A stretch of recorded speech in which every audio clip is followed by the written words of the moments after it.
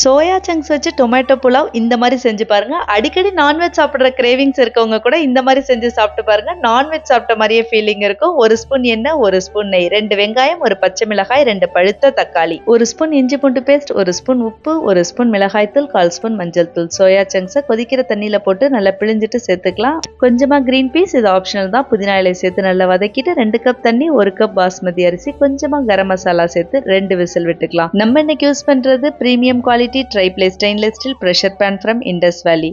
3 layer thick body heavy bottom. ஹீட்டை ஈவனா distribute பண்ணும். சீக்கிரமே சமைச்சிடலாம். 100% food safe, non toxic with pressure lock safety lid. Whistle வரும்போது பருப்பு, தண்ணி, மஞ்சள்னு எதுவும் கீழே ஊத்தாது. Easy to clean and easy to maintain. வெப்சைட்ல ஆர்டர் பண்ணும்போது மினிட் செஃப்னு நம்மளோட கூப்பன் கோடை யூஸ் பண்ணி 12% டிஸ்கவுண்டோட வாங்கிக்கோங்க. 2 விசில் விட்டு ப்ரெஷர் போனோன்னு எடுத்தீங்கன்னா சும்மா உதிரியா அட்டகாசமா வேற லெவல்ல இருக்கு. கண்டிப்பா நீங்களும் ட்ரை பண்ணி பார்த்துட்டு எப்படி இருந்துச்சுன்னு கமெண்ட்ல சொல்லி லைக்கையும் தட்டணும்.